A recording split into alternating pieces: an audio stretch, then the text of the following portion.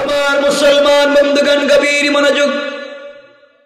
আল্লাহর পয়গম্বর আখিরি জামানার নবী সরকারে কায়নাত দো জাহানের সরদার নবী রহমত জনাবে মুহাম্মদ রাসূলুল্লাহ সাল্লাল্লাহু আলাইহি ওয়াসাল্লাম যেই দিন একদিন সিদ্দিকে আকবরকে সঙ্গে নিয়ে কাবা চত্বরে বসে আছেন, সিদ্দিকে আকবর বসে আছেন, আমার নবীজি হযরতে সিদ্দিকে আকবরের রানের উপরে মাথা রেখে শুয়ে আছেন। এমন সময় আবু বকর তাকে দেখেন একজন মহিলা হাতের মধ্যে পাথর নিয়া, কাঁধের মধ্যে পাথরের বস্তা নিয়া নবীজিকে আঘাত করবার জন্য, নবীজিকে মেরে ফেলবার জন্য, দুনিয়ার জমিন থেকে উঠে দেবার জন্য আমার নবীর দিকে আসতেছে। সিদ্দিক আকবর ডাক দিয়ে বলছেন, ইয়া রাসূলুল্লাহ, ইয়া হাবিবাল্লাহ, একজন মহিলা আপনাকে মারবার জন্য অস্ত্র হাতে নিয়ে আসতেছে। আপনাকে যদি একজন মহিলা আঘাত করে তার চাইতে লজ্জার কিছু হতে পারে না, অপমানের কিছু হতে পারে না। আপনি আমাকে বলেন, আমি প্রতিবাদ করি। আমার নবীজি ডাক দিয়ে বলেন, আবু বকর রে, আবু বকর, আল্লাহ আমাকে জানিয়ে দিয়েছে কোন কাফের, কোন অন্যায়কারী আমাকে আঘাত করবার জন্য যদি আসে, কোন জালেম, কোন দুশমন আমাকে মারবার জন্য যদি আসে, ওই সময় আমি যেন কোরআন থেকে তেলাওয়াত করি।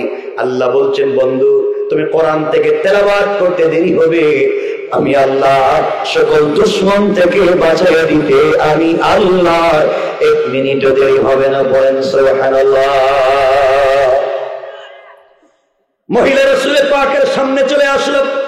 সিদ্দিক আকবর তাকে দেখেন সে তো উম্মে জামিল, নবীজির চাচী আবু লাহাবের স্ত্রী, হাতের মধ্যে অস্ত্র নিয়ে এসেছে, আমার নবীকে মেরে ফেলবে। সিদ্দিক আকবর বলছেন, ইয়া রাসূলুল্লাহ, উম্মে জামিল আপনার চাচী এবং বিয়াই আপনাকে মারবার জন্য আসছে, কি করবেন? নবীজি বললেন, লা তাহজান, চিন্তার কোনো কারণ নাই। রব বলেছেন কোন জালেম দুশমন যদি আমাকে মারবার জন্য অস্ত্র নিয়ে আসে, আমি যেন কোরআন থেকে তেলাওয়াত করি। সিদ্দিক আকবর ওই মুহূর্তে আমি কোরআন থেকে তেলাওয়াত করব, এর কথা মানবো। তুমি দেখো আমার বন্ধুগণ, কথাগুলো দিল দিয়ে শুনেন। এমন সময় আমার নবীজি কোরআন থেকে তেলাওয়াত শুরু করে দিলেন। উম্মে জামিল হাতের মধ্যে অস্ত্র নিয়েছে, পাথর নিয়েছে, সোজাসুজি আমার নবীজির সেনা মুবারকের সামনে দাঁড়িয়েছে। নবীজির সিনার সামনে দাঁড়িয়ে আবু বকরকে ডাক দিয়ে বলছি, আবু বকর রে, তোমার বন্ধু মুহাম্মদ ইবনে আব্দুল্লাহ কোথায়? আজকে সারাটা দিন মক্কার অলি গলি খুঁজলাম, কোথাও তোমার বন্ধুকে পেলাম না, সে কোথায় গেল? হযরতে আবু বকর আশ্চর্য হয়ে গেলেন। নবীজি আমার রানের উপরে শুয়ে আছেন, আমি আমার 2টা চক্ষু দিয়ে আমার নবীজিকে দেখি, আমি নবীজির কোরআন তেলাওয়াত কান দিয়ে শুনি। উম্মে জামিল নবীজির সামনে এসে নবীজিকে দেখে না, ব্যাপার কি? সিদ্দিক আকবর বলেন, উম্মে জামিল রে, তুমি মুহাম্মদকে মারবার জন্য এসেছো, আমাকে কেন বলছো তুমি খুঁজে দেখো? উম্মে জামিল পুরা কাবা চত্বর নবীজিকে তন্ন তন্ন করে খুঁজলো, কোথাও খুঁজে নিয়ে পায়। আবার আমার নবীর সিনা মুবারকের সামনে দাঁড়ালো। নবীজির সিনার সামনে দাঁড়ায়া আবু বকরকে বলছে, আবু বকর, বন্ধুকে খুঁজলাম, তোমার কোথাও পেলাম না, জানাইয়া দিও, আমি যদি কোথাও পাই তাকে আস্ত রাখবো না, মেরে ফেলবো। আবু বকর আশ্চর্য হয়ে গেলেন। নবীজি আমার রানে শুয়ে আছেন, আমি 2টা চোখ দিয়ে নবীজিকে দেখি, তার কোরআন তেলাওয়াত কান দিয়া শুনি। উম্মে জামিল নবীজির সামনে দাঁড়ায়া নবীজিকে দেখে না, ব্যাপার কি? সে যখন দেখে না, আমার বলার কোনো প্রয়োজন নাই। উম্মে জামিল বললেন, শোনো, তুমি এসেছো, খুঁজে পাওনি, তোমার ব্যাপার। উম্মে জামিল বলছে, সিদ্দিক আকবর রে, আমি যদি কোথাও মুহাম্মদ ইবনে আব্দুল্লাহকে পাই আস্ত রাখবো না। এই বলে হুমকি দিয়ে চলে গেল। আমার নবীজি দাঁড়িয়ে গেলেন। হযরতে সিদ্দিক আকবর নবীজিকে জড়িয়ে ধরলেন, ডাক দিয়ে বলছেন, ইয়া রাসূলুল্লাহ, ইয়া হাবিবাল্লাহ, আপনার সামনে দাঁড়িয়ে, এক বিগত আপনার সামনে দাঁড়িয়ে উম্মে জামিল আমাকে দেখে, আপনাকে দেখে না, ব্যাপার কি? আপনাকে দেখলো না, আপনার তেলাওয়াত শুনলো না, আমি দেখি, আমি শুনি, উম্মে জামিল দেখলো না, ব্যাপার কি? নবীজি বলেন, আবু বকর, আমার আল্লাহ আমাকে জানিয়ে দিয়েছেন, বন্ধু আমার কোন জালেম, কোন দুশমন আপনাকে আঘাত করবার জন্য যদি আসে, ওই সময় আপনি আমার কোরআন থেকে তেলাওয়াত করবেন, আমি আল্লাহ হিজাবাম মাসতুরা।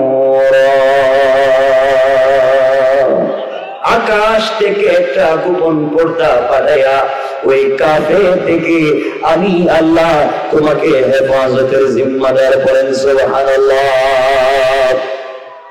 আমার আল্লাহ ডাক দিয়ে বল, বন্ধু আমার, আমি আল্লাহ তোমাকে জানিয়ে দিলাম কাফের বেঈমানেরা দুনিয়ার জমিনে যত কৌশল করবে দিন মুছে দেওয়ার জন্য, ওরা তো জানে না দিন কেমনে জিন্দা করা যায়, দিন কেমনে কৌশলে জিন্দা করা যায়। বন্ধু আমার, আপনি শুধু আমার কোরআনের উপর বিশ্বাস রাখবেন, আপনি শুধু আমার কোরআন নিয়ে চলবেন। আমি রব আপনাকে বলে দিলাম, পৃথিবীর কেউ আপনাকে কোনোদিন আঘাত করতে পারবে না। করেন সুবহানাল্লাহ। আমার কথা বুঝতে পেরেছেন? আমার কথা কি বোঝা যায়? তাহলে আমরা কোরআন ছাড়বো না রাখবো? বলেন, কোরআন রাখবো? কেমনে রাখবেন? কোরআন কেমনে রাখবেন বলতে পারলেন না? শোনেন, কোরআনে কারীমের 13 নম্বর পারা 14 নম্বর সূরা, সূরা ইব্রাহিমের প্রথম আয়াতে আল্লাহ বলছেন, আলিফ লাম রা, কিতাবুন আনজালনাহু ইলাইকা লিতুখরিজান নাস মিনাজ যুলুমাতি ইলান নূর। কোরআন হচ্ছে একটা ম্যাগনেট, কোরআন হচ্ছে একটা চুম্বক, কোরআন হচ্ছে একটা লাইট। তোমরা সিস্টেমে সেটাকে অন্ধকারে লাগিয়ে দাও, সমাজে অন্ধকার থাকবে না, আলোকিত করে দিবেন কে? কোরআন কই রাখছেন আপনারা? কোরআনে বানাইছেন মক্তবে বাচ্চাদের পড়াবার বই, কোরআন শরীফে বানাইছেন জানাজার জিয়ারত করার বই, কোরআনে বানাইছেন শবে বরাত শবে কদর খতম পড়ার বই, কোরআনে বানাইছেন কেউ মইরা গেলে তার বাড়িতে খতম পড়ে 300 টাকা করে পাওয়ার বই। এগুলোর জন্য তো কোরআন আল্লাহ দেননি। আল্লাহ বলেছেন কোরআন আমি দিয়েছি। কোরআন কি? কোরআন হচ্ছে পৃথিবীর যত সমস্যা আসবে, যত জায়গায় আসবে, সব কিছুর সমস্যার সমাধান দিয়ে রব বলেছেন তিবিয়ানান লিকুল্লি শাই, সব কিছুর পূর্ণাঙ্গ বর্ণনা এবং সমাধান দিয়েছেন আল কোরআনে। পড়েন সুবহানাল্লাহ। আমরা বলতেছিলাম চলার পথে আমরা সবসময় কোরআন সাথে রাখবো ইনশাআল্লাহ। বলেন, কি সাথে রাখবো? সবাই বলেন, কোরআন। আমাদের চলার পথে, আমাদের সকল কাজে আমাদের সাথে থাকবে আল কোরআন। আমরা যেন কোরআনকে বুঝতে পারি, কোরআনকে মানতে পারি, কোরআনকে ফলো করতে পারি। এই কোরআন আপনাকে কেমনে বাঁচাবে সেটাই হচ্ছে আমাদের মৌলিক আলোচ্য বিষয়। আমার বন্ধুগণ, তো আমরা আলোচনা শুরু করেছিলাম ইয়ামান দেশের নাজরানের বাদশাহ ইউসুফ জুনাওয়াস, সে তার অবস্থা টিকিয়ে রাখবার জন্যে গিয়েছে কার কাছে? কথা বলেন, মনে আছে তো? তাইলে বোঝা গেল ব্ল্যাক ম্যাজিক করে, জাদুবিদ্যার মাধ্যমে সমাজে অনিষ্ট করা যায়, অনিষ্ট করা যায়। জাদুকর বলে দিল, বাদশাহ আপনি যদি চান যে আপনি মরে গেলে এই সমাজের, এই নাজরান দেশের ক্ষমতায় আপনার ছেলে থাকবে, সে মরে গেলে তার ছেলে, ও মরে গেলে তার ছেলে, যদি চান আমাকে একটা যুবক দিতে হবে। এই যুবকটাকে আমি জাদুবিদ্যা শিক্ষা দিব, জাদুবিদ্যার মাধ্যমে সে দেশের ভিতরে গিয়া জনগণের মধ্যে বিভ্রান্তি তৈরি করে দিবে, মানুষ নিজেরাই মারামারি করবে, নিজেরাই অস্তিত্ব সংকটে ভুগবে। আপনি আপনার দেশ চালাবেন, আপনার বিরুদ্ধে লাগবার মতো সময় এরা পাবে? বলেন, পাবে না। বাদশা দেশে আসছে, পুরো দেশ খুঁজতেছে এমন একটা যুবক কোথায় পাওয়া যায়। আমার মুসলমান বন্ধুগণ গভীর মনোযোগ। বাদশা ইউসুফ জুনাওয়াস পুরা দেশ খুঁজল, খোঁজার পরে একটা যুবককে বের করেছে। এই যুবকের নাম আল্লামা জারুল্লাহ জামাখশরী। তাফসীরে কাশফে এই যুবকের নাম দিয়েছেন আব্দুল্লাহ বিন তামের। বাদশা ডাক দিয়ে বলল, আব্দুল্লাহ রে, তুমি শুধুমাত্র কেবলমাত্র জাদু বিদ্যার মাধ্যমে সমাজের ভিতরে বিশৃঙ্খলা তৈরি করে দিবা, সমাজে যত ধরনের ফিতনা তৈরি করা যায় তৈরি করে দেবা, বিনিময়ে তুমি যা চাইবা তাই পাইবা। আমার বন্ধুগণ, এক পর্যায়ে দুই রিওয়ায়াত, কেউ বলেছেন প্রতিদিন সকালবেলা আব্দুল্লাহ জাদুবিদ্যা শিক্ষার জন্য জাদুকরের কাছে পৌঁছে যায়। আর কেউ বলেছেন 6 মাসের জন্য একসাথে চলে গেল। 6 মাসের জন্য একসাথে চলে যাওয়ার পরে যেই দিন কমপ্লিট জাদুবিদ্যা শিক্ষা করেছে, উদ্দেশ্য হচ্ছে এই দেশ থেকে দিনকে মুছে দিতে হবে। এই দেশের ভিতরে তাওহীদ রাখা যাবে না, দেশের ভিতরে রিসালাত রাখা যাবে না, দেশের ভিতরে এক আল্লাহর নাম নেওয়ার মতো মানুষকে রাখা যাবে না। এই কথা চিন্তা করে আব্দুল্লাহ বিন তামির বিদেশে শিক্ষা অর্জন করে, বিদেশে কৌশল শিক্ষা করে। সে যখন নিজের দেশে আগমন করেছে, যখন বাদশার সঙ্গে দেখা করতে যাবে, কিছু দূর যাওয়ার পরে তাকাইয়া দেখে একজন মুরব্বী গাছের গোড়ায় বসে বসে সত্য ধর্ম কালিমার দাওয়াত দিয়ে যায়। আমার মুসলমান বন্ধুগণ, যুবক সামনে গিয়া ডাক দিয়া জিজ্ঞাসা করে, আঙ্কেল এই গাছের গোড়ায় আপনি কিসের দাওয়াত দিন, কি করতে চান? এক পর্যায়ে মুরব্বী ডাক দিয়ে বলছেন, বাবারে আমি গাছের গোড়ায় বসে বসে সত্য ধর্ম কালিমার দাওয়াত দিয়ে যাই। আমার মুসলমান বন্ধুগণ, এমন সময়ে যুবক ডাক দিয়ে বলছে, আঙ্কেল এই দেশের ভিতরে আল্লাহর তাওহীদের নাম নেওয়া, রাসূলের রিসালাতের নাম নেওয়া, এগুলাকে আইন করে পার্লামেন্টে রেজুলেশন করে নিষেধ করা হয়েছে। আপনি কেন এই কাজগুলো এখানে করে যান? আল্লাহর ওলি ডাক দিয়ে বলছেন, যুবক রে, আমি যে কথাগুলো এখানে বলে যাই সেগুলো আল্লাহর হুকুম, আল্লাহ আমাকে বলে দিয়েছেন। সুতরাং আল্লাহর হুকুম পালন করতে গিয়ে যদি আমাকে মরে যেতে হয়, জীবন দিয়ে দিতে হয়, আমি মরে যেতে পারি, কিন্তু একটা মিনিটের জন্য আল্লাহর নাম বাদ দিতে পারি না। আল্লাহু আকবার বলেন, আর একটু জোরে বলেন। আমার বন্ধুগণ, এক পর্যায়ে মুরব্বী যুবকের চেহারার দিকে তাকালেন। যুবক চলে যাচ্ছে, আর যাওয়ার সময় বলে যাচ্ছে, হুজুর আপনি এখানে তাওহীদের দাওয়াত দিচ্ছেন, দিতে থাকেন, আমিও যাচ্ছি বাদশার সঙ্গে দেখা করে আসতেছি, আসলে আপনাদের কালিমা ওয়ালাদের কি দেশ থেকে বের করে দিব। নাউজুবিল্লাহ বললেন না? আপনাদের অসুবিধা হচ্ছে? হওয়াটা স্বাভাবিক, না কইলে কি আর হা কইলে কি। আমার দিকে তাকান, কথার মৌলিকত্ব আমাকেও ধরে রাখতে হয়, আমিও চেষ্টা করেছি এবং করে যাচ্ছি। আমার বন্ধুগণ, সকল যুগী ইউসুফ জু নওয়াজ বাদশাহ যেভাবে তার জুলুমের রাজত্ব টিকিয়ে রাখবার জন্য শেষ পর্যন্ত ব্ল্যাক ম্যাজিকের আশ্রয় নিয়েছে, যুগে যুগে সকল জালেমেরাই তাদের অস্তিত্ব ঠিক রাখবার জন্য অন্যায় পথ বেছে নিতে কোনো কার্পণ্য করে না। আমার বন্ধুগণ, এক পর্যায়ে আব্দুল্লাহ চলে যাচ্ছে। মুরব্বী আব্দুল্লাহর চেহারার দিকে তাকালেন, প্রথমে কাঁদলেন, তারপরে হাসতে শুরু করলেন। কেন? আমার মুসলমান বন্ধুগণ, গভীর মনোযোগ। আব্দুল্লাহ ডাক দিয়ে বলছে, আঙ্কেল আপনি আমার চেহারার দিকে তাকিয়ে কাঁদলেন কেন? আমার চেহারার দিকে তাকিয়ে হাসলেন কেন? আপনার কাছে জানতে চাই।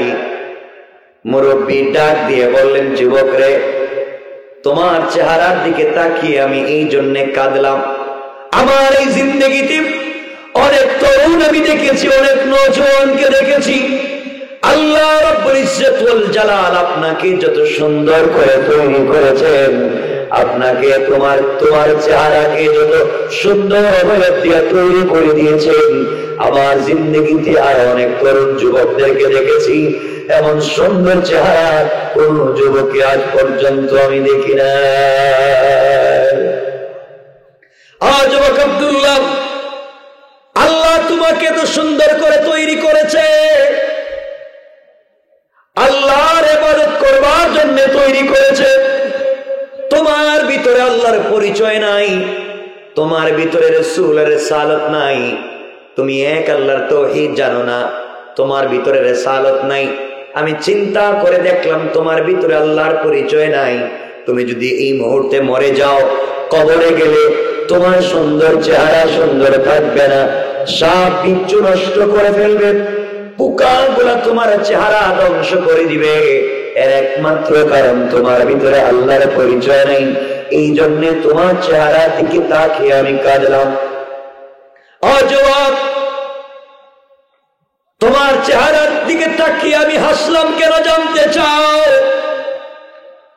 তোমার মতো আহম্মক, তোমার মতো বেওকুফ, তোমার মতো বোকা আমি এই জমিনে আর দেখি নাই। যুবকরে, আমার আল্লাহ পৃথিবীতে যখন খলিফা তৈরি করবেন, প্রতিনিধি তৈরি করবেন, আদম সৃষ্টি করবেন, আমার আল্লাহ ফেরেশতাদের দিকে লক্ষ্য করে বললেন, কোরআনে কারীমের 1 নম্বর পারা 2 নম্বর সূরা সূরা বাকারার শুরুর দিকে আমার আল্লাহ বললেন, وَإِذْ قَالَ رَبُّكَ لِلْمَلَائِكَةِ إِنِّي جَاعِلٌ فِي الْأَرْضِ خَلِيفَةً। আল্লাহ রাব্বুল ইজ্জত ওয়াল জালাল বলেন, ফেরেশতারা, আমি আল্লাহ দুনিয়ার জমিনে প্রতিনিধি বানাতে চাই, খলিফা বানাতে চাই, আমার জমিনে আমার প্রতিনিধি থাকবে। ফেরেশতারা বলছে, আল্লাহ আতাজআলু ফিহা মান ইউফসিদু ফিহা ওয়া ইয়াসফিকু দিমা, আপনি কি এমন জাতি বানাতে চান যারা ফিতনা করবে, মারামারি করবে, দাঙ্গা করবে? এমন জাতি আপনি বানিয়ে লাভ কি? ওয়া নাহনু নুসাব্বিহু বিহামদিকা ওয়া নুকদ্দিসু লাক, আমরা সব সময় আপনার ইবাদত করি, আপনার তাসবিহ করি, আপনার কদমে সিজদা করি, আপনি আমাদেরকে কেন বানাতে চান না? আজ আব্দুল্লাহ আমার আল্লাহ জবাব দিলেন, ক্বালা ইন্নী আ'লামু মা লা তা'লামুন।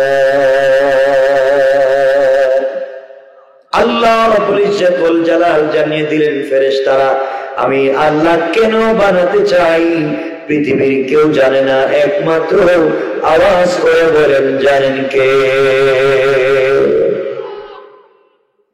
আজ আব্দুল্লাহ এমন সময় আল্লাহ ফেরেশতাদেরকে বললেন, ফেরেশতারা,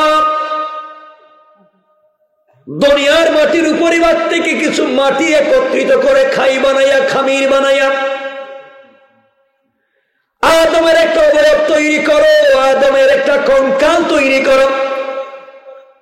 এমন সময় সমস্ত ফেরেশতারা মিলে আদমের অবয়ব তৈরি করে, আদমের কঙ্কাল তৈরি করে আল্লাহর সামনে হাজির করে বলছে, আল্লাহ তাআলা, আদম তৈরি করেছি কেমন হলো?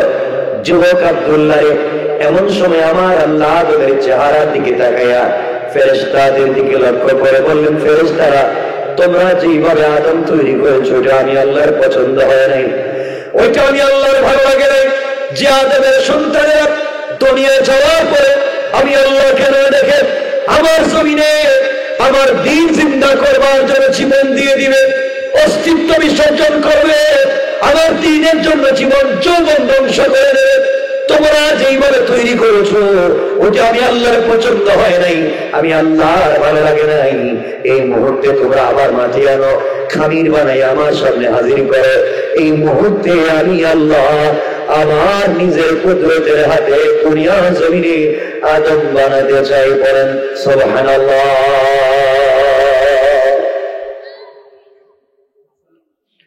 যুবক আব্দুল্লাহ, এমন সময় আমার আল্লাহ নিজের কুদরতের হাতে সর্বপ্রথম আদমের কপাল তৈরি করলেন, আদমের ঠোঁট, আদমের গাল, আদমের কণ্ঠনালী আল্লাহ নিজের কুদরতের হাতে তৈরি করে ফেরেশতাদের দিকে তাকায়া ডাক দিয়ে বললেন, ফেরেশতারা, এই যে আমি আল্লাহ আমার নিজের কুদরতের হাতে আদম তৈরি করেছি, তোমরা তাকাইয়া দেখো কেমন হলো। যুবক আব্দুল্লাহ রে, এমন সময় সমস্ত ফেরেশতারা আদমের চেহারা মুবারকের দিকে তাকাইয়া আল্লাহর কুদরতের কদমে সিজদায় পড়ে ডাক দিয়ে বলেছে, আল্লাহ তাআলা আদমের চেহারা যত সুন্দর করে আপনি তৈরি করেছেন, এই সৃষ্টির ভিতরে এত সুন্দর কোন জিনিস আজ পর্যন্ত চোখে দেখি না। আমার আল্লাহ এই কথা সার্টিফাই করলেন কোরআনে কারীমের 30 নম্বর পারা সূরা 3 এর মধ্যখানে আমার আল্লাহ বললেন, লাকাদ খালাকানাল ইনসানা ফি আহসানি তাকওয়িম। আল্লাহ রাব্বুল ইজ্জত ওয়াল জালাল জানায়া দিলেন, আদমের চেহারা, আদম সন্তানদের চেহারা আকৃতি যত সুন্দর করে তৈরি করেছি, এত সুন্দর করে এই সৃষ্টির ভিতরে আমি আল্লাহর কিছুই বানাই নাই। আল্লাহু আকবার বলেন।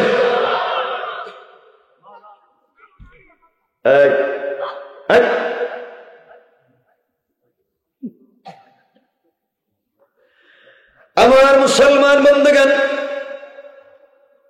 এক পর্যায়ে কথাগুলো দিল দিয়া শোনেন। ফেরেশতারা আল্লাহর কাছে ডাক দিয়ে বলেছে, আল্লাহ তাআলা দুনিয়ায় যা তৈরি করেছেন কোন বলে তৈরি হয়ে যায়? নিজের হাত দিয়ে দুনিয়ায় কোন সৃষ্টি করেন নাই, আদমকে নিজের হাত দিয়ে বানাতে গেলেন কেন?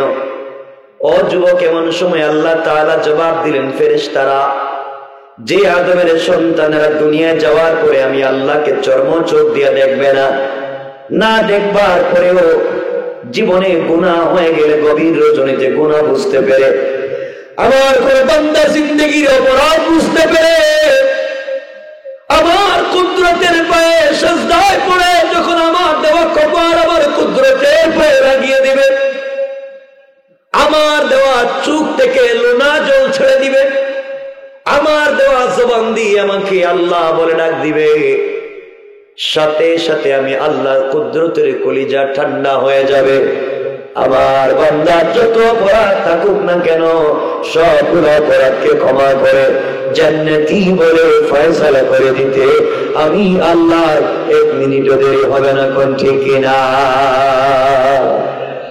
অসুবিধা হচ্ছে না আপনাদের? একটু হাত তুলেন, কার কার অসুবিধা হচ্ছে? এটা আমিও বুঝতেছি হইতেছে। অসুবিধা হইতেছে? অসুবিধা হয়? হাত তুলেন কেন? আমি কি কথা শেষ করছি? কথা তো বাকি রইল এখনো। আমার বন্ধুদের কথাগুলো বুঝে, আর খেলা দেখার টাইম হইলে আমার বইলে দিয়েন, এখানে আমরা লাগাই দিই মনে পড়তে একটা হবে না? খুব অলিয়া উলিয়া দেখা যায় এরা, বাপ রে বাপ, কত বুজুর্গ এরা, কি আল্লাহর অলিয়ারা। একটার পরে তো দেখা যায় আল্লাহর অলিরা কই গেছে। আমার বন্ধুগণ কথাগুলো বুঝে, কই আমার লোক নাই, কেউ নাই দেখি। এখানে গরম পানি পাওয়া যাবে আশেপাশে? আমার বন্ধুগণ আমার দিকে তাকান, এমনি ভারসাম্য ঠিক রাখার চেষ্টা করতেছি, হচ্ছে না, কারণ এটা আপনারা বুঝবেন না। আমার দিকে তাকান আমার ভাইরা, আল্লাহর ওলি বলছেন না যুবক, রব বলেছেন যত অপরাধ করো নিজের হাত দিয়া বান্দা বানিয়েছেন, এই বান্দা যখন রবের কাছে তওবা করে সিজদায় পড়ে যায় রব সব গুনাহ মাফ করে দেন। আরো জোরে বলা লাগবে।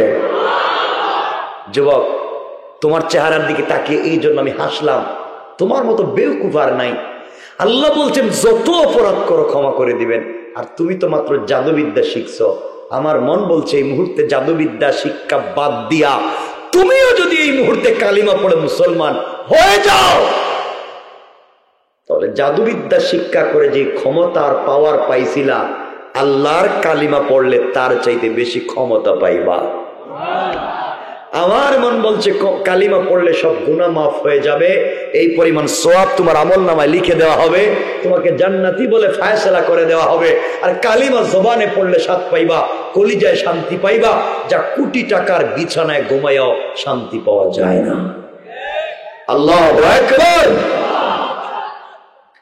যুবক কয়, হুজুর বাদশাহ শত শত কোটি টাকা আমার পিছনে ইনভেস্ট করছে, বিদেশে পড়ালেখা করাইছে, বিদেশে ট্রেনিং দেওয়াইছে, বিদেশে কৌশল শিখাইছে, নাজরান থেকে দিন মুছে দিতে হবে, নাজরান থেকে কোরআন, নাজরান থেকে তাওহীদ এবং রিসালাত ওয়ালাদেরকে হত্যা করতে হবে।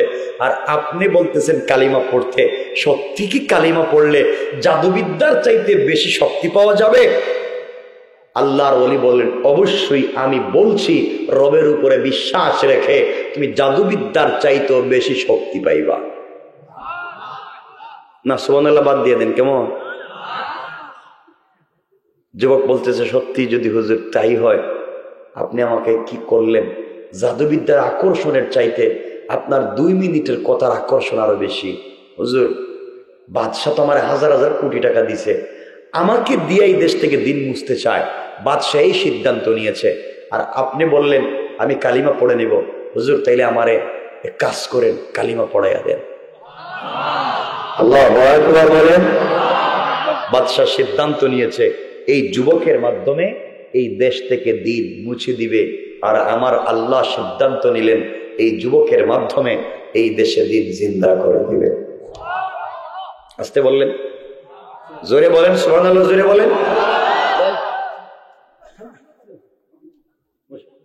বাদশাহ সিদ্ধান্ত নিয়েছে এই যুবকের মাধ্যমে এই দেশ থেকে দিন উঠায় দিবে, আর আল্লাহ সিদ্ধান্ত নিলেন এই যুবকের মাধ্যমে দিন পারবেন নি আল্লাহ? বিশ্বাস হয় না? পারবে। এমন সময়ে যুবক বলছে, হুজুর কালিমা পড়াইয়া দেন। আল্লাহর ওলি কালিমা পড়াইয়া দিছে। যুবক কালিমা পড়ার পরে বলে, হুজুর আপনি না বললেন কালিমা পড়লে স্বাদ পাবো, কলিজায় শান্তি পাবো, শক্তি আর পাওয়ার পাবো, আমি তো কিছুই পাইতেছি না। আল্লাহর ওলি বললেন, যুবক তুমি কালিমা অর্ধেক পড়েছ, বাকি অর্ধেক বাকি আছে। হুজুর বাকি অর্ধেকটা কি? বাকি অর্ধেক হলো বাবা, তোমাকে আমার বুকের সঙ্গে বুকটা লাগাইয়া একটা চাপ দিব, একটা জাতা দিব। জাতা দিলে কি হয়? আমিও তো কত মানুষের চাপ দিলাম, কাজ তো হয় না। কারণ ইলম সিনাদের সিনা, ইলম এক সিনা থেকে আরেক সিনায় যায়, এটা শুধু কিতাব পড়ে পাওয়া যায় না। এজন্য জিবরিল আমিন রাসূল পাক সাল্লাল্লাহু আলাইহি সাল্লামকে বলেছেন, ইয়া রাসূলুল্লাহ আপনি বলেন ইকরা। নবীজি বলেছেন আমি পারি না। জিবরাইল বলছেন বলেন ইকরা, নবীজি বলছেন আমি বুঝি না। জিবরাইল বলছেন, ইয়া রাসূলুল্লাহ আপনি পড়েন না ইকরা, নবীজি বলেছেন আমি পারবো না। জিবরাইল বলছেন, আল্লাহ আপনি কার কাছে কোরআন দিয়ে পাঠাইলেন? পাহাড়কে দিলেন, নিল না। আসমান জমিন যার ভার নিতে পারলো না, এমন এক ব্যক্তির কাছে কোরআন দিয়েছেন।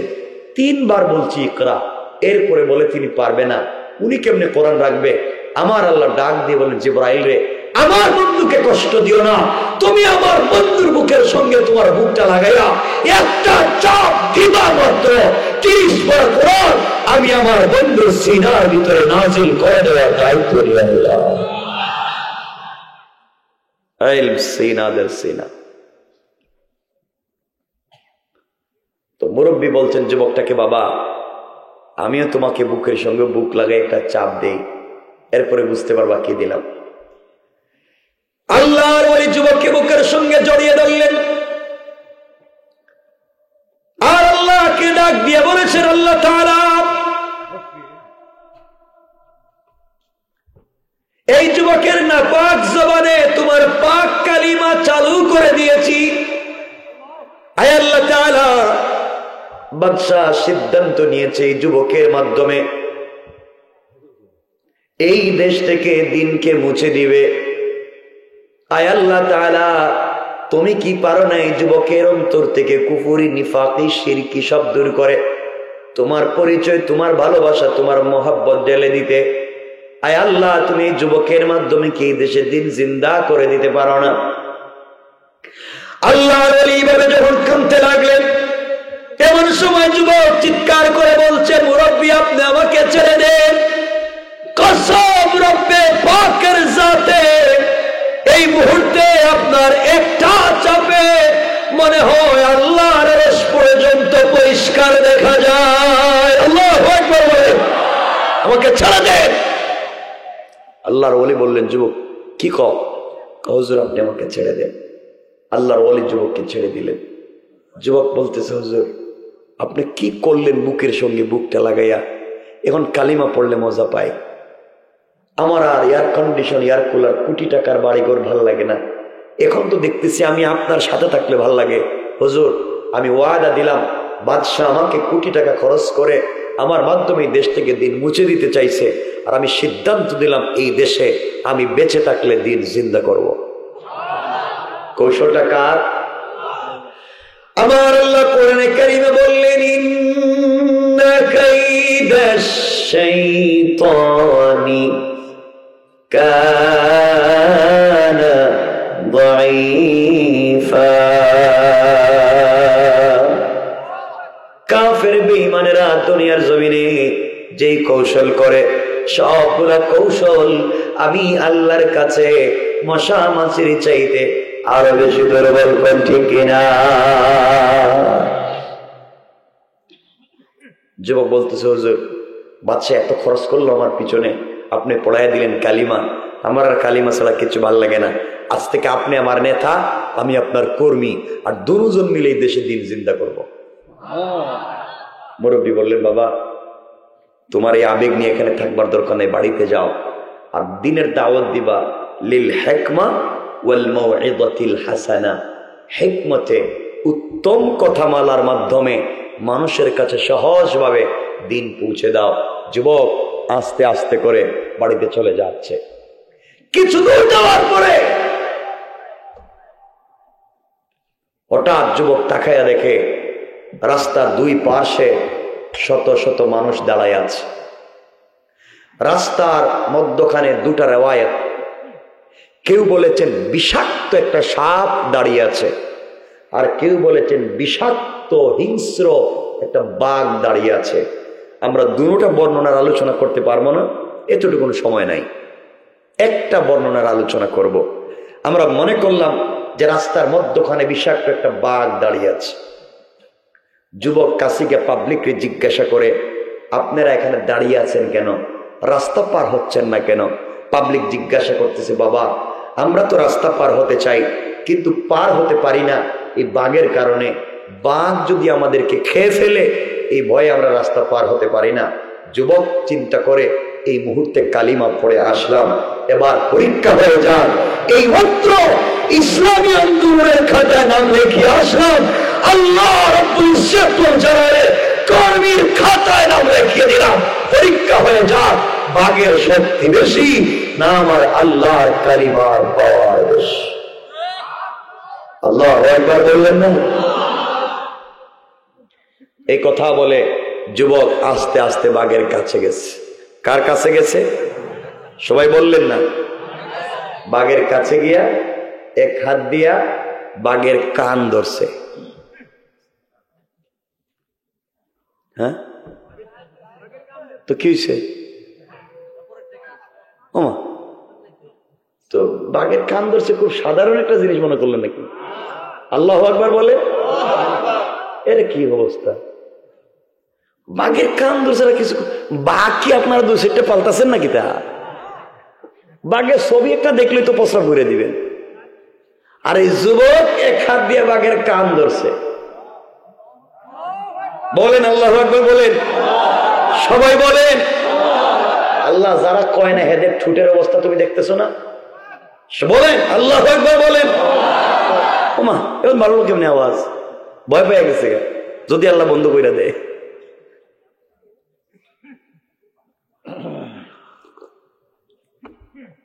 আমার বন্ধুগণ, এক হাত দিয়া বাঘের কান ধরছে আর আরেক হাত দিয়া বাঘের গালে আচ্ছা মতো একটা থাপ্পড় মেরে দিচ্ছে। আর ডাক দিয়া বলছে, বাঘ আল্লাহ তোকে বানিয়েছে বন জঙ্গলে থাকবার জন্যে, তুই পাবলিক রাস্তাঘাটে ডিস্টার্ব করিস কেন? তুই কি আমাকে চিনিস না? আমি আল্লাহর কর্মী, কালিমাওয়ালা। আল্লাহু আকবার। যুবক বাঘের কাছে গিয়ে পরিচয় দেয় সে কালিমাওয়ালা।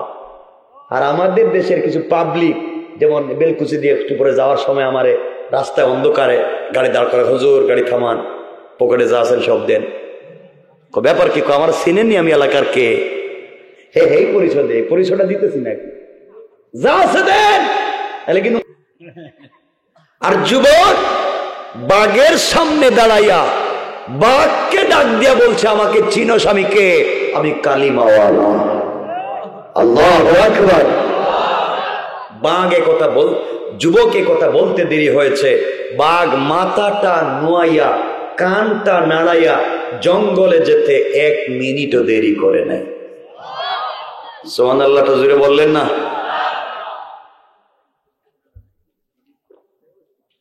পাবলিক চিন্তা করে দেখলো, যেই যুবকের কথা বাঘ শুনে হে পীর হইব না, তুই পীর হইব কেটা? পাবলিক তার বাড়িতে তেল নিয়া, পানি নিয়া, দড়ি নিয়া, শিকল নিয়া লাইন ধরছে ফু দেওয়ার জন্য। যুবক চিন্তা করলো, এই কাজের জন্য তো আমাকে কালিমা শিখে নেই। মানুষ চৌকে দেখে না, যুবক তার হাত চুকে লাগাইয়া দেয়, সাথে সাথে কানা লোকের চোখ ভালো হয়ে যায়। যুবক তার হাত, যার পাও ভাঙ্গা বিকলাঙ্গ, সে তার পবিত্র হাতটা পায়ে লাগিয়ে দিলে সাথে সাথে অসুস্থ পা সুস্থ হয়ে যায়। আল্লাহু আকবার। পাবলিক দেখলো, ঠিক আছে, পিসাব একজন পাইছি। এলাকার যত কানা, ল্যাংরা, লুলা, আতুর, দের বেটারি সব লাইন ধরছে ভালো হওয়ার জন্য। যুবক চিন্তা করে দেখলো, এই কাজ করলে কেউ তো জিন্দগিতে কালিমা পড়তো না। আমার তো কাজ এটা না, আমাকে তো হুজুর বুঝিয়ে দিছে যে হেকমতে দিনের দাওয়াত দিতে হইব, কিন্তু আমি তো দেখতেছি শুধু খারাপ মানুষ ভালো হইতেছে। যুবক বলতেছে, পাবলিক এখন যারা আমার কাছে কোনো সমস্যা নিয়ে আসবেন, সমাধান যদি পেতে চান, আগে কালিমা পড়তে হইব। যদি কালিমা পড়েন, আমি আমার আল্লাহর কাছে দোয়া করব, আল্লাহ আপনাকে সুস্থ করে দিবেন। সবাই বলেন না সুবহানাল্লাহ। এই খবর আস্তে আস্তে দেশ থেকে দেশ হইয়া বাদশার মন্ত্রণালয় পর্যন্ত পৌঁছে গেছে, বাদশার অফিস পর্যন্ত খবর পৌঁছে গেছে যে আমাদের দেশে একটা যুবক আছে, কানা লোকরে ভালো করে দেয়, বিকলাঙ্গ লোকরেও সুস্থ করে দেয়। আমার মুসলমান বন্ধুগণ, গভীর মনোযোগ। বাদশাহ ইউসুফ জুনওয়াসের একজন মন্ত্রী ছিলেন। প্রসিদ্ধ বর্ণনা মতে এই মন্ত্রী হলেন অর্থমন্ত্রী। তিনি ছিলেন জন্মান্ধ, চোখে দেখতেন না, কিন্তু তার ব্রেন বড় ভালো ছিল। এই জন্যে বাদশাহ তাকে মন্ত্রণালয়ের দায়িত্ব দিয়েছে। তিনি যখন জানতে পারলেন একটা যুবক আছে চক্ষু নষ্ট রোগীকে চক্ষু ভালো করে দিতে পারে, তিনিও কোটি কোটি টাকার হাদিয়া তোফা উপহার উপঢৌকন নিয়া আব্দুল্লাহর বাড়িতে হাজির হয়ে গেলেন। আব্দুল্লাহর বাড়িতে হাজির হয়ে ডাক দিয়ে বললেন, যুবক রে, কে তোমাকে আমি চিনতে পারি না, চোখে দেখি না, শুনেছি তুমি নাকি অন্ধ লোককে ভালো করে দিতে পারো। আমিও চোখে দেখি না, এই দেশের অর্থমন্ত্রী আমি। তুমি যদি আমার চোখ ভালো করে দাও, হাদিয়া তোফা বিনিময়ে যা লাগে তাই পাইবা। আব্দুল্লাহ তাকাইয়া দেখি তা তো অর্থমন্ত্রী, যার সিগনেচারের কারণে, যার রেজুলেশনের কারণে বিদেশে আমাকে পড়াবার জন্য টাকা দিয়েছে, জাদুবিদ্যা শিক্ষার জন্য টাকা দিয়েছে, যার দস্তখতের ভিত্তিতে দেশ থেকে কৌশল করে রেজুলেশন করে দিন মুছে দেওয়া হয়েছে, শেষ পর্যন্ত আল্লাহ তাকে আমার দরজায় নিয়ে এসেছে। যুবক চিন্তায় পড়ে গেছে, পরিচয় কেমনে দেই। এমন সময় মন্ত্রী বলতেছ, যুবক শুনেছি তুমি নাকি চক্ষু ফিরিয়ে দিতে পারো, আমি চোখে দেখি না, তুমি কি পারবে আমার চোখের আলোটা ফিরিয়ে দিতে? বিনিময়ে যা চাইবা তাই পাইবা। আব্দুল্লাহ এমন সময় ডাক দিয়ে বলেছে, মন্ত্রী চোখ আমি দিতে পারি না, চোখ দিতে পারবেন একমাত্র আমার আল্লাহ। আল্লাহু আকবার বলেন। হঠাৎ করে দীর্ঘ 30-35 বছর পরে মন্ত্রীর কানের কাছে কেউ আল্লাহর নাম কইছে। মন্ত্রী কি বলো? আল্লাহ আবার কেডা? আমাদের বাদশাহী তো আমাদের খুদা। আব্দুল্লাহ বলতেছে ওইটা বাদশাহ খুদা না, ও আস্তা বেহুদা। হে যদি খুদা হবে নিজের চোখ পাওয়ার জন্য আমার কাছে আইসেন কেন? বাদশাহ আপনার চোখ দিতে পারে না? কতক্ষণ লাগে? মন্ত্রী দেখতেছে ব্যাপার তো ঠিকই। মন্ত্রী আপনার বাদশাহী যদি খুদা হবে, নিজের নাকের সেন্টার ঠিক নাই, নিজের চোখ ছোট ছোট, ঠোঁট মোটা, পাও রেল লাইনের মতো ফড়া ফড়া, দেখতে ইথিওপিয়ার মানুষের চাইতে আরো কালো মনে হয়। নিজেকে সুন্দর করে বানাইতে পারছে না, আর দুনিয়া কেমনে বানাইল? মন্ত্রী তো মহাবিপদে পড়ছে। এই যুবক, কে তুমি? আল্লাহর নাম কও। তুমি জানো না আমরা এই দেশে রেজুলেশন করে, সংসদে আইন করে কোটি কোটি টাকা আব্দুল্লাহর পিছনে ইনভেস্ট করে বিদেশে পাঠিয়েছি। আব্দুল্লাহ জাদুবিদ্যা শিক্ষা করে আসতেছে, এই দেশ থেকে কালিমা মুছে দিবে, আর তুমি আল্লাহর কথা বলতেছ। আব্দুল্লাহকে আমি তো হেই আব্দুল্লাহ। আল্লাহু আকবার বললেন না? জোরে বলেন না আল্লাহু আকবার। ও হে আব্দুল্লাহ মানি? আমি তো হে আব্দুল্লাহ, যে আব্দুল্লাহরে আপনারা কোটি কোটি টাকা দিয়ে বিদেশে পাঠাইছিলেন। কি বলো তুমি? আমরা পাঠাইলাম জাদুবিদ্যার জন্য, আর তুমি কো আল্লাহর নাম। কৌশলটা কার? আরো জোরে বলেন। এজন্য আমার আল্লাহ বলছেন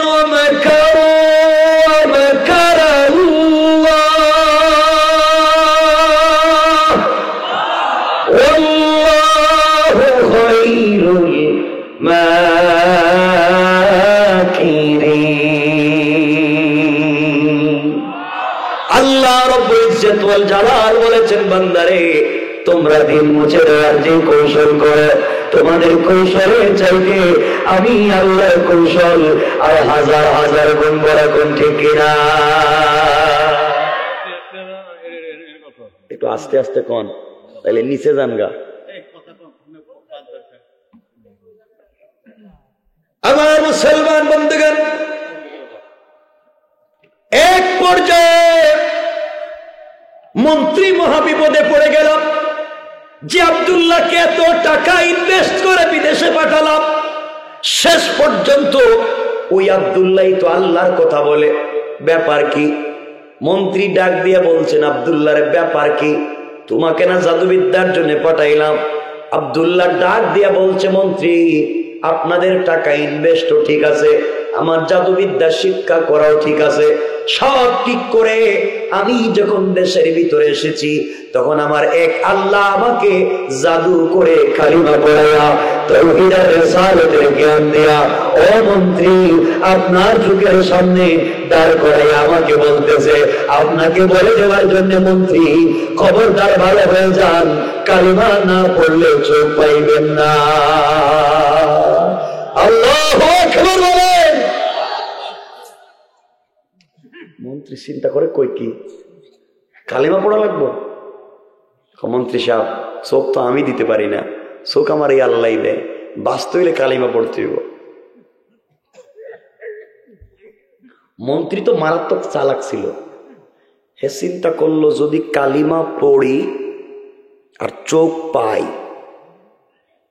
তাহলে চোখ পাওয়ার পরে কালিমা ছেড়ে দিব। চিন্তা করছেন কত বড় বাটপার, নিয়ত কত খারাপ চিন্তা করলেন। কয় যদি কালিমা পড়ি আর চোখ পাই তাহলে চোখ পাওয়ার পরে কালিমা ছেড়ে দিন। নিয়ত ভালো না খারাপ? কথা কন না কেন? আমাদের দেশে দেখেন না, আমি যদি এইটা হইতে পারি ওইটা হইতে পারি, এই ক্ষমতা পাই, সব রাস্তাঘাট ভাঙে কাঁচা বানায় দিন। এমন দেওয়ার দেয় পরে গাড়িও চলে না। তা আমার বন্ধুগণ, শেষ পর্যন্ত মন্ত্রী কয় আব্দুল্লাহ কালিমা পড়া। আব্দুল্লাহ কালিমা পড়ায় দিছে। কালিমা পড়ার পরে আব্দুল্লাহ চোখে হাত দিছে, দেখ আল্লাহ এর নিয়ত ভালো না, কিন্তু আল্লাহ এর জবানে তো আমি কালিমা চালু করে দিয়েছি, আল্লাহ তোমার কালিমার বরকতের চোখটা ভালো করে দাও। বলতে দেরি, মন্ত্রীর চোখ ভালো হইতে দেরি না। আল্লাহু আকবার। মন্ত্রী আব্দুল্লাহ, এই তো আমার দেখতেছি হাত পা সব ঠিক আছে, মাশাআল্লাহ, হাত দিয়ে তুপা যা আছে সব নেও, আমি গেলাম। আব্দুল্লাহকে কই যাইবি? কেন? কালিমা পড়লাম, হাত দিয়া দিলাম, আমি যাই। আব্দুল্লাহকে মন্ত্রী সাহেব কই যাইবেন? কালিমা তো অর্ধেক হইছে, বাকি তো অর্ধেক বাকি আছে। বাকি অর্ধেক কি? জাতা দিমু, জাতা। জাতার চাপ দিলে কি হয়? আমিও তো বহুত মানুষের চাপ চুপ দিছি, কিছু তো হইতে দেখলাম না। আব্দুল্লাহ তো আমি দেই না, দেখেন কয় দে, কি হয় দেখি। আব্দুল্লাহ ভরসে টাইট করে, আল্লাহ একটা বাটপার রে ধরছি। কিন্তু আল্লাহ এই সংসদে আইন করে, রেজুলেশন করে তোমার কালিমা বন্ধ করা হয়েছে। আমি চাইলে ওখানে আর যেতে পারবো না কালিমার দাওয়াত নিয়ে। আল্লাহ তুমি চাইলে এই মন্ত্রীর অন্তর থেকে কুফুরি, নিফাকি সব দূর করে তোমার মোহাব্বত, প্রেম তার অন্তরে দিতে পারো, আর এর মাধ্যমে আবার এই সংসদে তোমার কালিমার পতাকা উড়ে যেতে পারে। এই বলে চুকের পানি ছেড়ে দোয়া শুরু করে ডাক দিয়ে বলেছে, আল্লাহ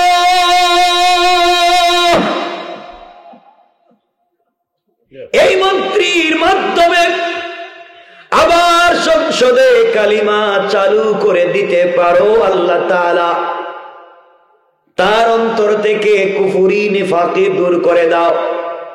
কথা বলতে দেরি হয়েছে, মন্ত্রী চিৎকার করে বলছে, আব্দুল্লাহ রে, তুমি আমাকে এই মুহূর্তে ছেড়ে দাও। তোমার একটা চাপে মনে হয় আল্লাহর আরশ পর্যন্ত পরিষ্কার দেখা যায়। আব্দুল্লাহ ছেড়ে দিয়েছে। মন্ত্রী এবার যান। মন্ত্রী বলতেছে, বাবা তুই কি করলে? আমি এতদিন মন্ত্রিত্ব পাই আর টাকা পয়সা থাইকা যে শান্তি পাইনি, এখন তো আমার কলিজায় কি শান্তি পাচ্ছি, জবানে কি স্বাদ পাচ্ছি। দরকার নাই মন্ত্রিত্ব, দরকার নাই টাকা পয়সা, আমি এখন থেকে তোমার কর্মী, দুজন মিলে দিন জিন্দা করব। আল্লাহু আকবার। কৌশল নিয়েছেন কে?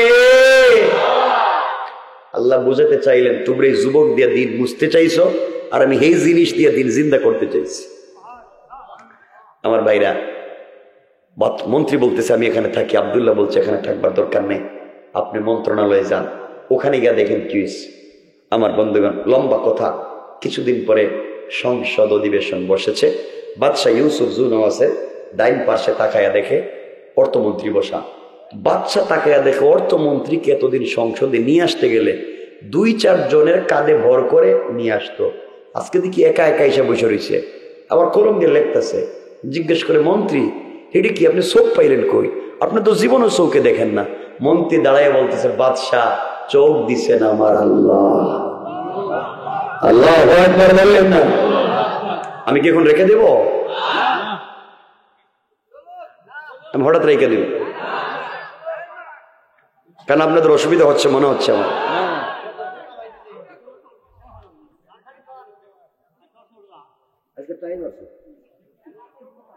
না বেশি বলবো না তো, আর আপনার কইলের কাজ হবে নাকি? আমার বন্ধুগণ, এক পর্যায়ে কথাগুলো দিল দিয়ে শুনেন। বাদশাহ কি বললেন আপনি? আল্লাহ আপনার চোখ দিছে, আমি না খোদা? আপনি আস্তা বেহুদা। খোদ হইলে আমার চোখ দিতে পারলেন না এতদিন? বাদশাহ দেখলো মহাবিপদ, আমার পরে যার স্থান এই অর্থমন্ত্রী দিকে উল্টা। মন্ত্রী, আপনার দস্তখতে হাজার হাজার কোটি টাকা বিদেশে পাঠাইছেন না আব্দুল্লাহর পড়ালেখার জন্য, জাদুবিদ্যার জন্য? ও কিন্তু আসতেছে, এ আসলে কালিমাওয়ালারে সাইজ করব। আপনি কি ভুলে গেছেন? মন্ত্রী কো, হে আব্দুল্লাহ তো কালিমা পড়াইল। আল্লাহ বললেন না? আল্লাহ বলছে তোমরা মস্কারা করো, আমি মস্কারা জানি। এবার তো বাদশার মাথা খারাপ, কিরে আমার জিনিসটাই নষ্ট। এবার আমার বন্ধুগণ মন্ত্রীকে রশ্মি দিয়ে বেঁধে ফেলল, আঘাত করতে লাগলো, নির্যাতন করতে লাগলো। মন্ত্রী ডাক দিয়ে বলছেন, বাদশাহ জাহাপনা, এতদিন পর্যন্ত মন্ত্রিত্ব পেয়ে, ক্ষমতা পেয়ে যে শান্তি পাইনি, এখন আপনি আঘাত করলে, আপনি পিটালে, কালিমার কারণে তার চাইতে বেশি শান্তি পায়। মন্ত্রীকে বেঁধে ফেলা হলো। এক পর্যায়ে মন্ত্রী আব্দুল্লাহর ঠিকানা বলে দিল। আব্দুল্লাহকে বাদশার দরবারে হাজির করা হয়েছে। আব্দুল্লাহকে আঘাত করতে লাগলো, নির্যাতন করতে লাগলো। এক পর্যায়ে আব্দুল্লাহ ওই মুরব্বীর ঠিকানা বলে দিয়েছে, যান কাছে গাছের গোড়ায় কালিমা পড়ল। মুরব্বীকে বাদশার দরবারে হাজির করা হলো। বাদশাহ ডাক দিয়ে বলছে, মুরব্বী, আমার দেশে তাওহীদের দাওয়াত নিষেধ ছিল, আপনি কেন দাওয়াত দিতে গেলেন? এমন সময় মুরব্বী ডাক দিয়ে বলছেন, বাদশাহ, আপনি নিষেধ করেছেন আর আমার আল্লাহ নির্দেশ করেছেন, আমি মরে যেতে পারি, আল্লাহর নির্দেশ ফেলে দিতে পারি না। এবার বাদশাহ বলছে, মুরব্বী, আপনি কি জানেন এই কালিমার অপরাধের শাস্তি কি? মুরব্বী বললেন, আমি জানি না। বাদশাহ বলছে, আপনাকে মৃত্যুদণ্ড দেওয়া হবে। মুরব্বী মুচকি হেসে বললেন, বাদশাহ রে, কালিমা পড়বার কারণে একবার দুইবার কেন, 100 কোটি বার যদি আপনি হত্যা করেন, 100 কোটি বার মরে যেতে রাজি, কিন্তু 1 মিনিটের জন্য আল্লাহর কালিমা ছেড়ে দিতে রাজি না।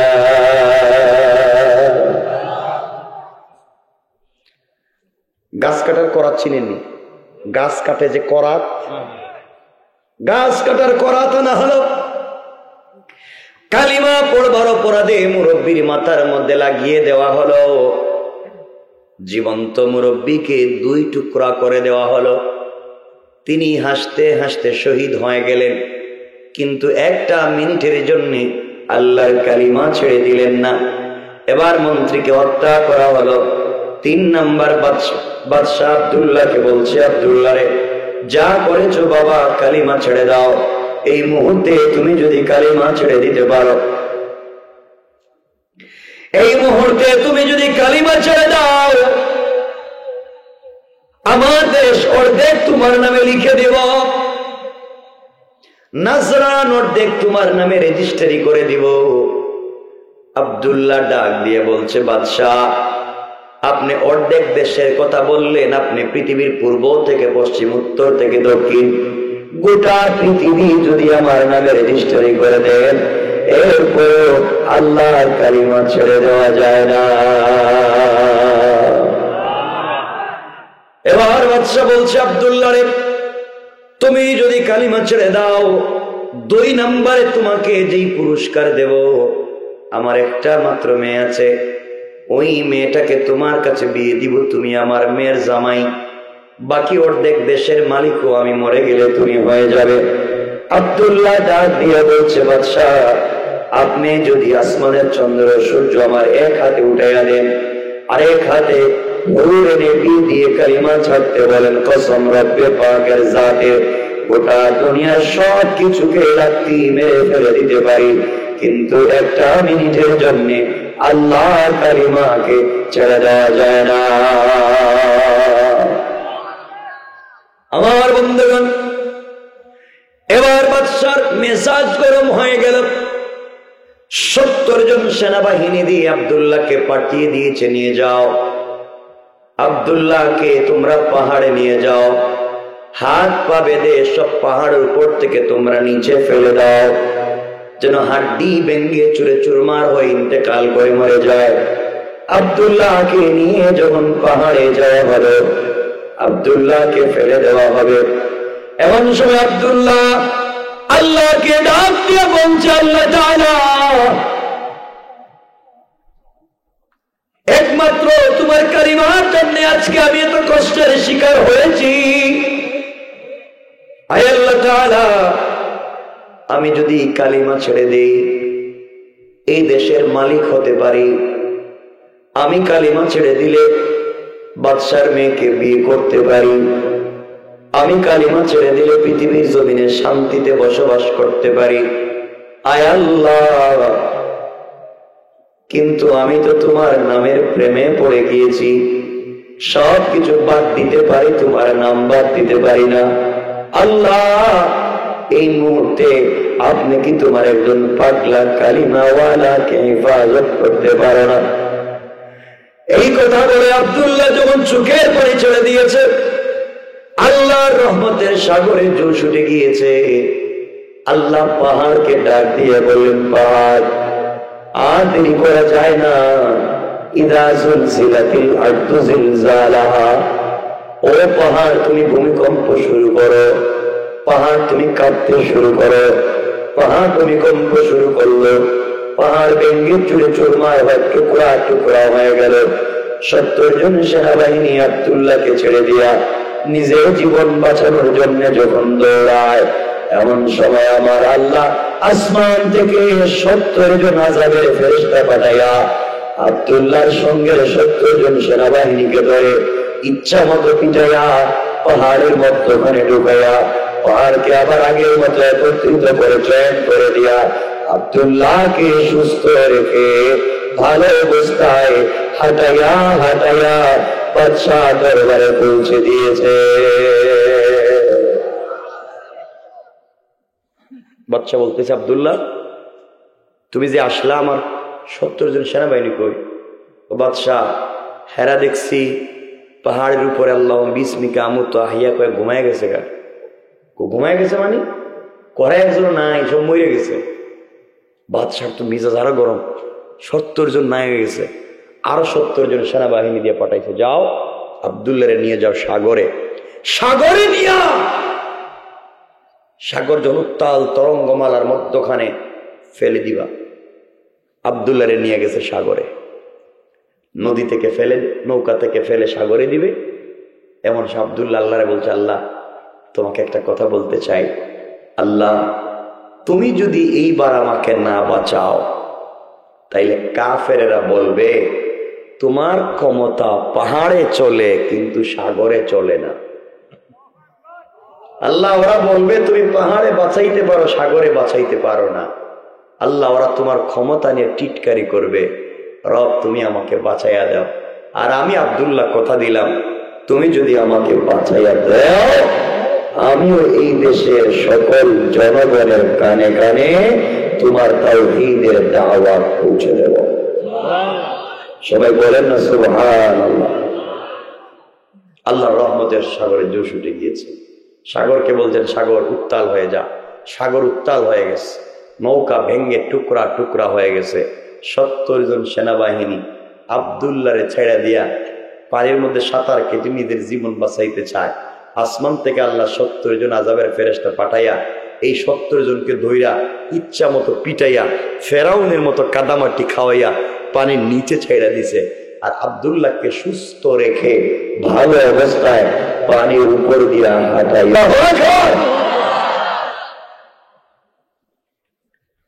আব্দুল্লাহ বাদশার দরবারে হাজির। বাদশাহ বলছে, আব্দুল্লাহ তুমি আইলা, আমার সেনাবাহিনী কই? এরা দেখতেছে গোসল করতেছে। গোসল করতেছে মানে এরা তো নাই, শেষ।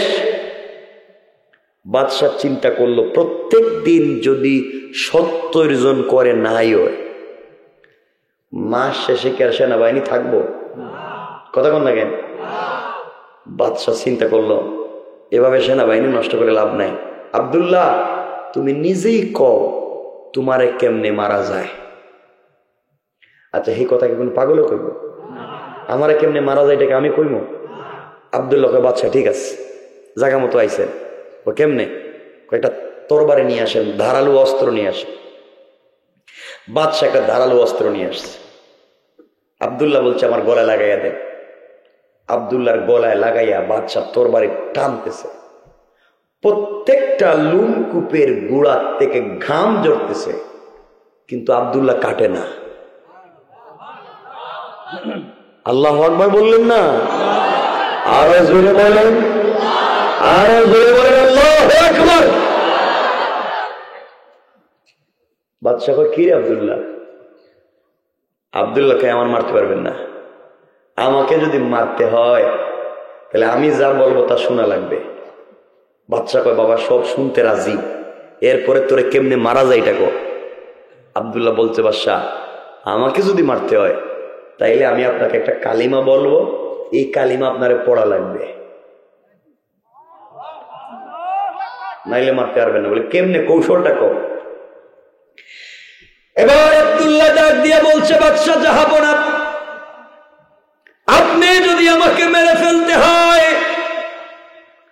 পুরা নাজরানে 3 মাস আমার নামে ঘোষণা করে দিতে হবে, পুরা দেশের মানুষকে একটা মাঠে জমা করতে হবে, আবার বৃদ্ধ বনিতা, নারী পুরুষ, ছেলে মেয়ে, বৃদ্ধ বৃদ্ধা যারা আছে সবাইকে একটা মাঠে জমা করা লাগবে। ওই মাঠে আপনি আমাকে নিয়ে যাবেন, আমি আপনাকে একটা কালিমা বলবো, ওই কালিমা পড়ে আপনি যদি আমার গলায় ছুরি চালান তাহলে আপনি মারতে পারবেন, আর না হয় আমাকে মারতে পারবেন না। বাদশাহ ডাক দিয়া বলছে, আব্দুল্লাহ সব কিছুতে রাজি, এরপরে তোকে আমি মারতে চাই। আমার বন্ধুগণ, আব্দুল্লাহ এক কথা চিন্তায় পড়ে গিয়েছে, আমি তো বাদশার কাছে বন্দী, আমি যে আল্লাহর সঙ্গে ওয়াদা করেছি গোটা দেশের মানুষের কাছে দিন পৌঁছে দেব, দিন পৌঁছাবার কোন কন্ডিশন তো আমার কাছে নাই, আমি বন্দী। যুবক আবার চিন্তা করে, আমি যদি একজন মরে যাই, আমি যদি একজন শহীদ হয়ে যাই, যেই জমিনে মজলুমের রক্ত পড়ে যায় সেই জমিন থেকে কিন্তু দিন জিন্দা হয়ে যায়, যেই জমিনে মজলুমের রক্ত পড়ে যায় সেই জমিন থেকে জালেমের বংশ শুরু হয়ে যায়। আব্দুল্লাহ বুঝাতে চায়, বাদশাহ আপনি ব্যবস্থা করেন, আমাকে ওখানে নিয়ে যান। লম্বা করে সংক্ষেপ করে দিলাম, এক পর্যায়ে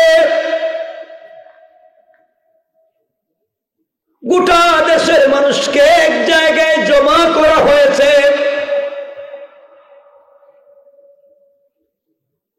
মানুষের ভিতরে কৌতূহল জন্ম নিয়েছে,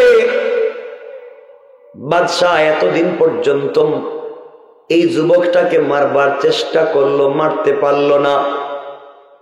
কতদিন কত মানুষকে হত্যা করছে, কোনোদিন আমাদেরকে দাওয়াত করেনি। আর একটা যুবককে মারবে, তাও দেশের মানুষকে বলছে আসতে। মানুষের ভিতরে আগ্রহ কমছে না বাড়ছে? সবাই বলেন। পুরা দেশের মানুষ জমা হয়ে গিয়েছে।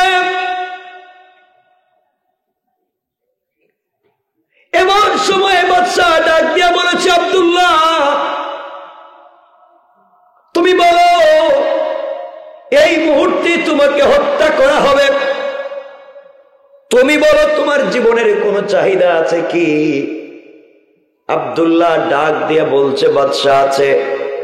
কি চাহিদা আমাকে বলে দাও। আব্দুল্লাহ বলছে, বাদশাহ যাবো না, আমি তো নির্ঘাত মরে যাব। আমার জীবনের শেষ চাহিদা হলো এই লাখ লাখ মানুষের সামনে 2 মিনিট ওয়াজ করব। সুবহানাল্লাহ বলে। আমার বন্ধুগণ, এবার আব্দুল্লাহ দাঁড়িয়ে গিয়েছে, দেশের জনগণকে লক্ষ্য করে বলছে, দেশের জনগণ শোনো, এই দেশের নাম নাজরান, বাদশার নাম ইউসুফ জুনাওয়াস, আমার নাম আব্দুল্লাহ বিন তামের। বাদশাহ নিজের ক্ষমতা টিকিয়ে রাখবার জন্যে আমাকে কোটি কোটি টাকা দিয়ে বিদেশে জাদুবিদ্যা শিক্ষার জন্য পাঠাইছে। জাদুবিদ্যা শিক্ষা করে আসার পথে আমি এক আল্লাহর উপরে ঈমান এনেছি, এক আল্লাহর উপরেই কালিমা পড়েছি। এই কালিমা পড়বার কারণে বাদশাহ আমাকে কালিমা ছাড়তে বহুত কষ্ট দিয়েছে, বহুত জুলুম করেছে, কিন্তু আমি কালিমা ছাড়ি নাই। এক পর্যায়ে বাদশাহ বলেছে, কালিমা ছেড়ে দিলে নাজরান অর্ধেক আমার নামে লিখে দিবে। আমি কিন্তু লোভে পড়ে আল্লাহর নামকে বাদ দেই নাই। এরপরে বাদশাহ বলেছে কালিমা ছেড়ে দিলে তার মেয়েকে আমার কাছে বিয়ে দিবে।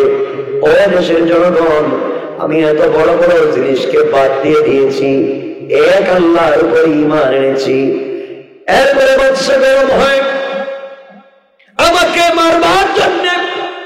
এই বাদশাহ 70 জন সেনাবাহিনী দিয়া আমাকে মারবার জন্য পাহাড়ের উপরে পাঠিয়ে দিয়েছে।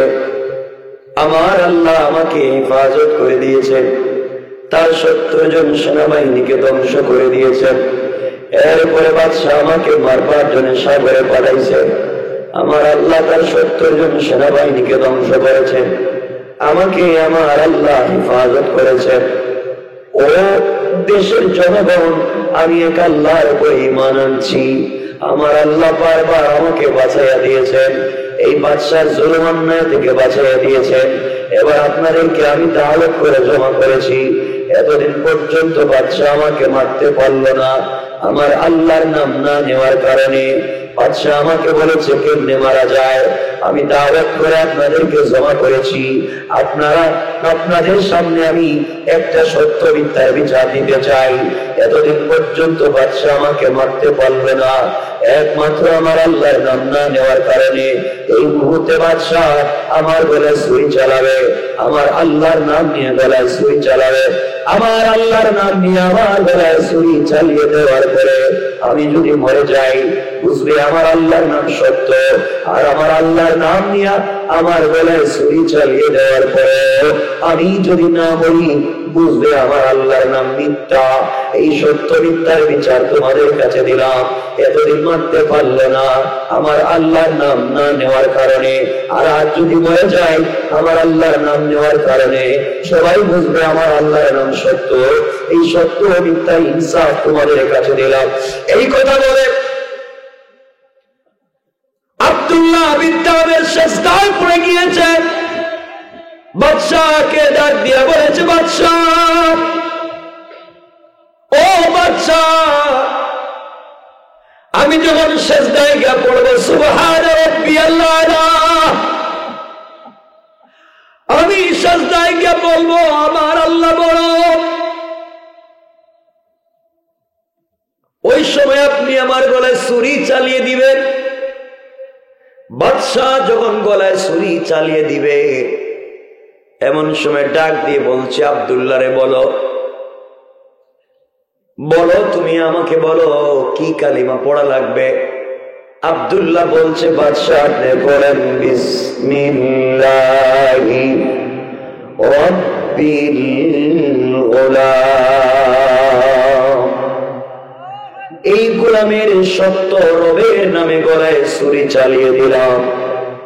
আব্দুল্লাহর রব যদি সত্য হয় আব্দুল্লাহ মরে যাবে, আব্দুল্লাহর রব যদি মিথ্যা হয় আব্দুল্লাহ মরবে না। এই কথা বলে বাদশাহ ইউসুফ জুনাওয়াস আব্দুল্লাহ বিন তামের গলায় যখন ছুরি চালিয়ে দিয়েছে, সাথে সাথে আব্দুল্লাহ শাহাদাত বরণ করে আল্লাহ তুই জান্নাতে পৌঁছে গিয়েছে।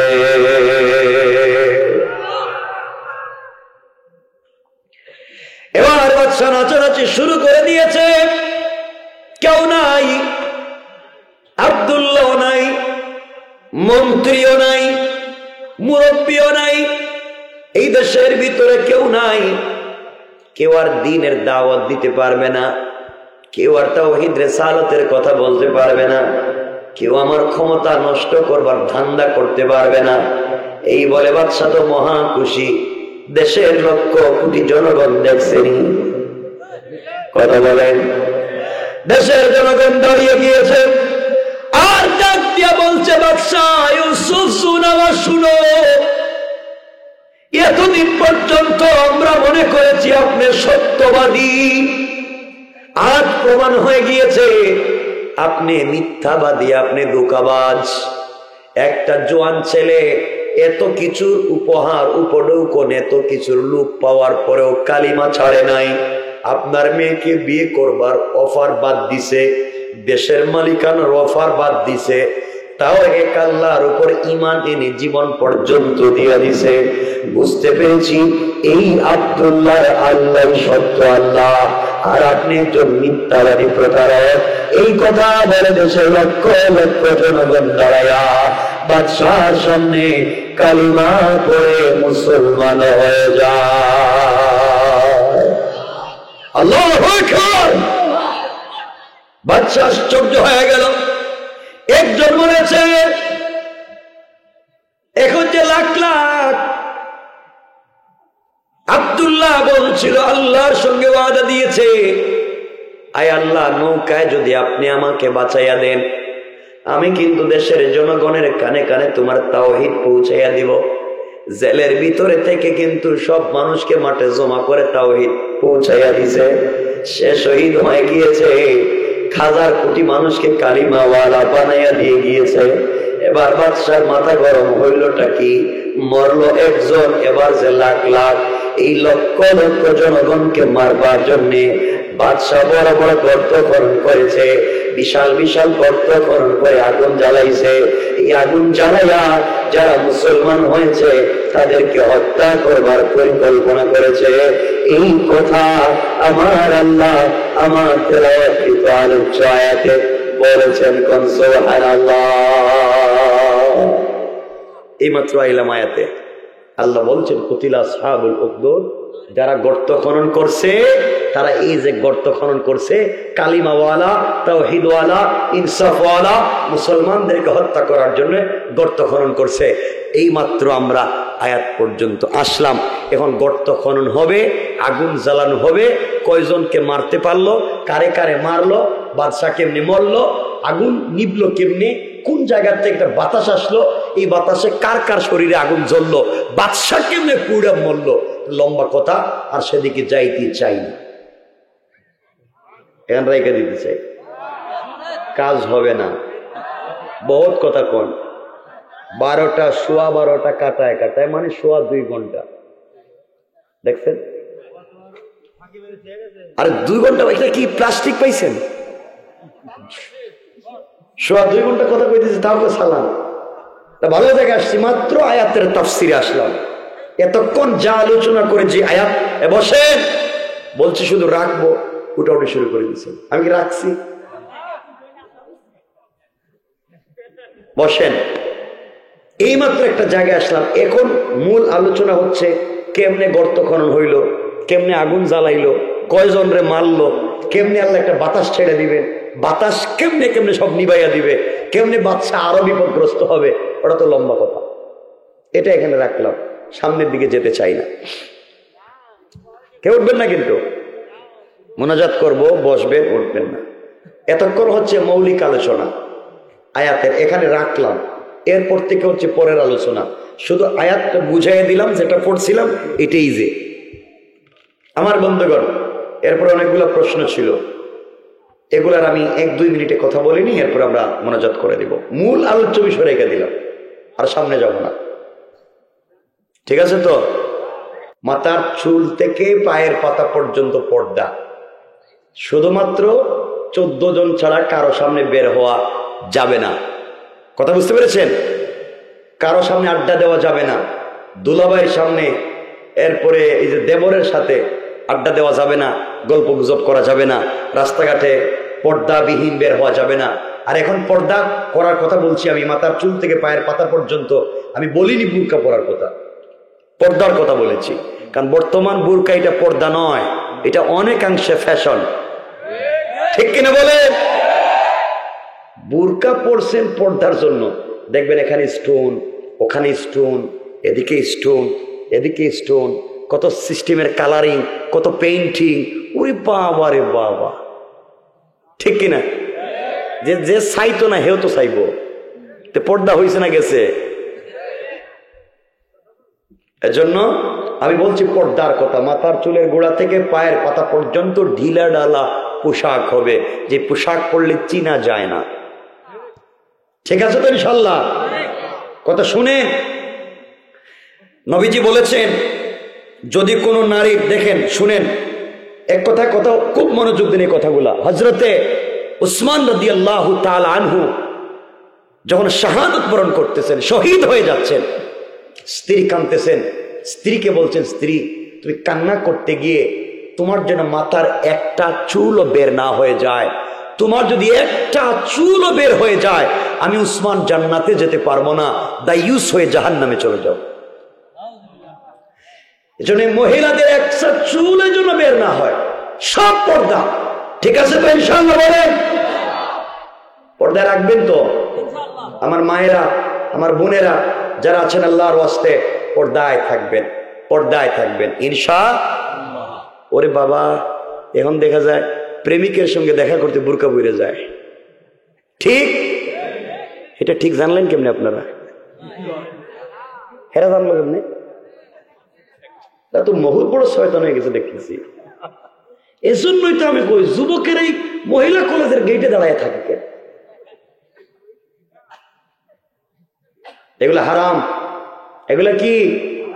তুমি অন্যের মেয়েকে ডিস্টার্ব করতেছ, তোমার বোনকে আরেকজন ডিস্টার্ব করবে। ঠিক কিনা বলেন? আল্লাহর ওয়াস্তে এগুলো করবা না। এজন্য মায়েদেরকে বলছি, 1 নাম্বার হচ্ছে পর্দা। মহিলাদের সাউন্ড পর্দা। মহিলাদের যেমন স্বামীর সাথে কথা বলার সময় এমন ভাষায় কথা কয় মনে হয় মাত্র গুরুস্থান থেকে উঠছে। আর যদি দোকানের ম্যানেজার ফোন দেয় বা দুলাভাই ফোন দেয়, থ্যাংক ইউ, ভেরি গুড, কত সুন্দর সুন্দর স্মার্ট ভয়েস, একবারে স্মুথ আওয়াজ, মনে তো ফিরিস্তা আওয়াজ করতেছে। এগুলা ঠিক না, ঠিক না। বোনদেরকে বলছি, মায়েদেরকে বলছি, আপনার সাউন্ড পর্দা, আপনার হাঁটা চলা পর্দা, আপনার পোশাকও পর্দা। এজন্যে মনে রাখবেন, একজন মহিলা যদি বেপর্দা হয়ে জাহান্নামে যায়, 4 জন পুরুষ জাহান্নামে যাবে। 1 নাম্বার বাবা। মহিলা বলবে আমার বাপ আমাকে পর্দায় রাখেনি।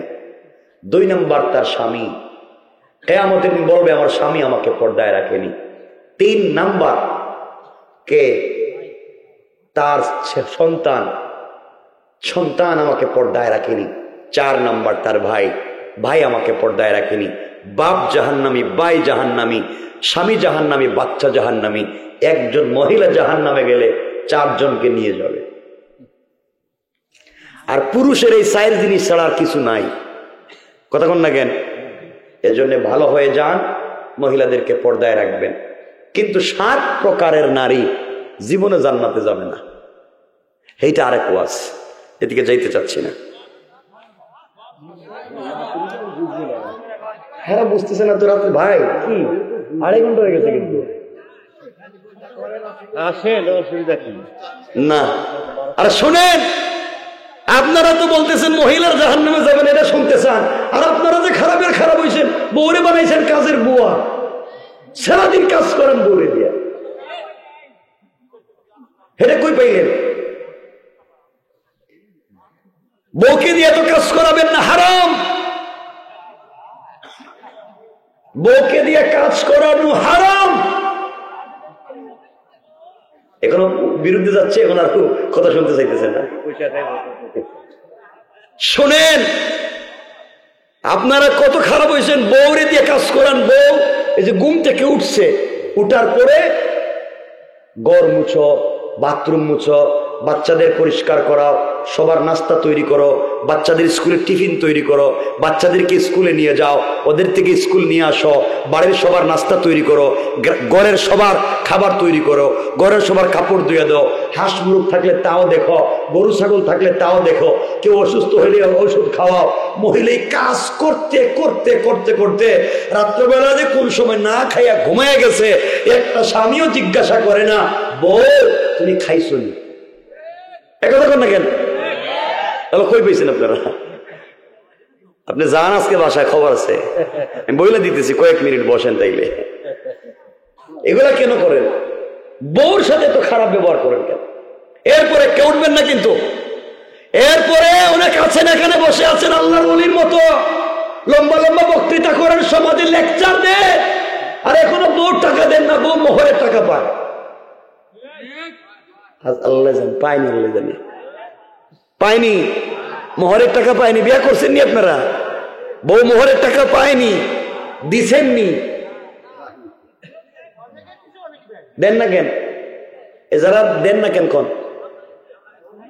মাফ করে দিছে না কি কইলো মা বাবা রে বাবা মাফ চাইছে কে মাফ চাইছে স্বামী তুমি কচু গাছে গিয়ে ফাঁসলে গিয়ে মরে যাও বোর কাছে মাফ চাও লজ্জা করে না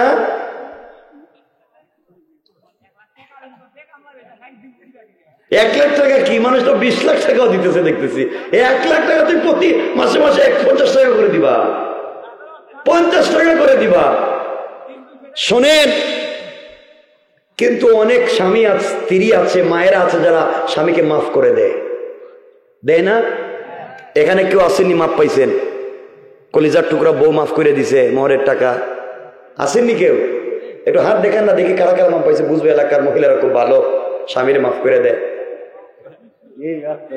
একজন পাইছে আর আসেনি কেউ আর নাই ওই একজন ওই যে পিছনে আর কেউ আসেননি ওই যে পিছনে বাবা যে ভালোবাসার বউ আপনারে মাফ করে দিছে মোহরের টাকা আগামীকালকে ফজরের পরে তালাক দিয়া দেখেন টাকা দেওয়া লাগেনি লাভে আসলে দেওয়া লাগবে না দিলে মামলা দিয়ে আদায় করবো ঠিক কিনা বলেন ও মাফ করে নাই তোমার বাঞ্চে বছর করে নিয়ে জীবনেও মাফ করবে না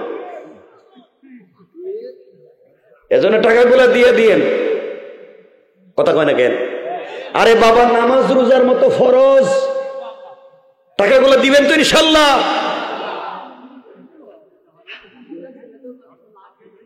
হ্যাঁ বিয়া করলেন কেন রে বাবা রোজা রাখলেন না কেন বিয়া করলেই টাকা দেওয়া লাগবে এটা মোহর ইসলাম বলেছে এটা ফরজ দেওয়াই লাগবে এটা মাথায় রেখেন আপনি বুঝেন আর না বুঝেন দিতে হবে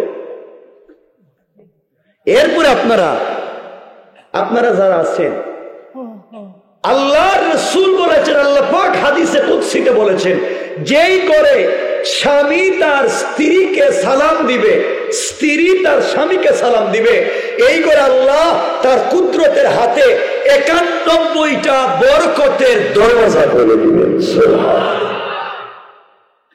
সালাম দেননি একটা মিথ্যা কথা কইেন না বউরে সালাম দেননি একজন দুইজনে দেয় ইনশাল্লাহ দেয় ইনশাল্লাহ মানে আগামীতে দেননি আপনারা না কেন আচ্ছা না কেন শরম করে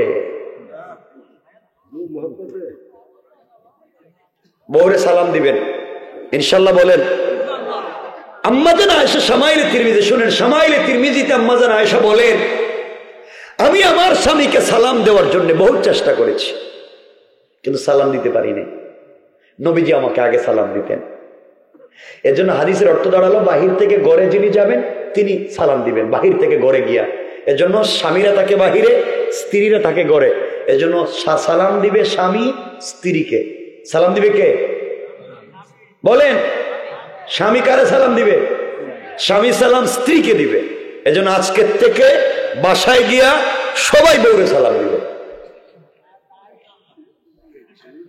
এটা চেহারার দিকে তাকাই আছে কেন আমার মুরব্বীরা কইতেছে 70 বছর গেছে গা বাপ সালাম দিয়ে আর বিপদে পড়ে লাভ আছে না আজকেই সালাম দিবেন বলেন না ইনশাল্লাহ ঘরের দরজায় আজকে বইলা দিলাম আমার কথা কিন্তু মহিলারা হয়তো শুনতেছে বাড়ি থেকে বসে বসে শোনেন বাসায় গিয়ে সালাম দিবেন দরজা দাঁড়ায় বলবেন বউ আসসালামু আলাইকুম ওয়া রাহমাতুল্লাহ বউ কই বোমা এরকম বুতে ধরলো আজকে জীবনে সালাম দিল না আজকে দেখি সালাম দে আপনি বলবেন বুতে ধরে নাই ও আজ কাজে লাগছে সুন্নত আদায় করছে বরকত দিবেন কে সালাম দিবেন তো বলেন সবাই ইনশাআল্লাহ মাঝে মাঝে বউরে নিজের হাতে খাওয়াইয়া দিবেন মুখে উঠাইয়া খাওয়াইবেন আমি বুঝতেছি না আমি কেন আজকে এই কথাগুলো বলতেছি এরা কিছু কয় না এরা বিরুদ্ধে যাইতেছে কেমন এর জন্য কইতেছে কিছু বউরে বলছি নিজের হাতে খাওয়াইবেন নবীজি নিজের হাতে স্ত্রীকে খাওয়াইতেন খাওয়াইবেন তো বলেন ইনশাআল্লাহ আপনাদেরকে তো আমি চিনি আপনারা তো নিজের বউরে খাওয়াইতে পারেন না আপনারা তো খাওয়াইতে পারবেন পাশের বাড়ির ভাবিরে ঠিক কিনা বলেন এটা ঠিক কইলা কেমনে লজ্জা করে না কোন দুনিয়া এলাম আজকে এরা বউরে খাওয়াইতো না ভাবিরে খাওয়াইবো কত খারাপের এজন্যই তো বউ দেখতে পারে না, এজন্যই তো আমি তো বুঝি তো, সারাদিন বউ যে কাপড় পরে কাজ করে ময়লা আবর্জনা পরিষ্কার করে এই ময়লা গামওয়ালা কাপড় নিয়ে স্বামীর সামনে শুয়ে থাকে বস্তার মতো। এগুলা করবেন না। স্ত্রীকে সময় দিবেন, পর্দায় রাখবেন, সম্মান করবেন। পেটে বাচ্চা হলে সূর্যগ্রহণ ও চন্দ্রগ্রহণ মানা উচিত কিনা, চন্দ্রগ্রহণ সূর্যগ্রহণ মানা উচিত কিনা, এটার চাইতে উত্তম হলো বাচ্চা যতক্ষণ পেটে থাকবে খুব ধৈর্যতার সাথে সচেতনতার ভিত্তিতে কোরআন প্রত্যেকটা আয়াত পড়বেন। 1 নম্বর মাস বাচ্চা যখন পেটে হবে কোন সূরা তিলাওয়াত করবেন, 2 নম্বর মাসে কোন সূরা, 3 নম্বর কোন সূরা, প্রত্যেকটা মাসে মাসে একটা একটা সূরার কথা রাসূল বলেছেন। নবীজি বলেছেন তোমরা যদি প্রত্যেকটা মাসে বাচ্চা পেটে থাকাকালীন সূরা তিলাওয়াত করো, তাহলে এক এক সূরার যে ফজিলত সবগুলা চরিত্র দিয়া আল্লাহ বাচ্চাকে পৃথিবীতে প্রেরণ করবেন। এজন্য এই চন্দ্রগ্রহণ সূর্যগ্রহণ যে মাসে হবে, এই মাসে যে সূরা তিলাওয়াত হবে সূরা মুহাম্মদ, সূরা ইয়াসিন, দেখবেন 9টা মাসে 9টা সূরা, 10টা মাসে 10টা সূরা। নবীজি বলেছেন মায়েরা যদি 10 মাসে যে 10টা সূরার কথা বলা হয়েছে এটা যদি তেলাওয়াত করে তাদের বাচ্চা পৃথিবীতে শাহজালালের মতো আল্লাহর ওলি হয়ে যাবে। বলেন সুবহানাল্লাহ। বলবো 4 নম্বর, বউ শাশুড়ির সম্পর্ক কেমন হওয়া উচিত। বউ শাশুড়ির সম্পর্ক মা মেয়ের মতো হওয়া উচিত। শাশুড়িরা যদি মনে করে আমার ছেলের বউ আমার মেয়ে, তাহলে তার সাথে যে আচরণ করবে, কারণ আপনি শাশুড়ি হইয়া আপনার ছেলের বউর সাথে যে আচরণ করবেন, আপনার মেয়ে যদি অন্যের ঘরে বউ হয়ে যায় তার সাথে একই আচরণ করা হবে। ঠিক কিনা বলেন? এজন্য উচিত হলো আপনি আপনার ছেলের বউকে নিজের মায়ের মতো করে, ছেলের বউকে নিজের মেয়ের মতো করে দেখেন, তো আপনার মেয়েকে অন্যজন নিজের মেয়ের মতো করে দেখবে। আমরা যদি এভাবে চালাইতে পারি আল্লাহ পরিবারে বরকত দিবেন ইনশাআল্লাহ। অল্প অল্প কয়েক মিনিট। স্বামী স্ত্রীর সম্পর্ক কেমন হবে? স্বামী স্ত্রীর সম্পর্ক মধুর হবে, ভালো হবে, একজন আরেকজনকে বুঝবে, একজন আরেকজনের কথা শুনবে, একজন আরেকজনের সাথে পরামর্শ করবে, এরকমই হবে। কিন্তু আমরা আজকে স্বামী স্ত্রীর সম্পর্ক মানে এটা হচ্ছে ইউক্রেন আর রাশিয়ার মতো, বুঝেন নাই? স্বামী স্ত্রীর সম্পর্ক এখন কার মতো? ইউক্রেন আর রাশিয়ার যুদ্ধের মতো হয়ে গেছে। এগুলার থেকে বাঁচাতে চান, ঘরের ভিতরে দ্বীনের তালিম দেন। আল্লাহ আমাদেরকে কবুল করুন। সবাই বলেন আমিন।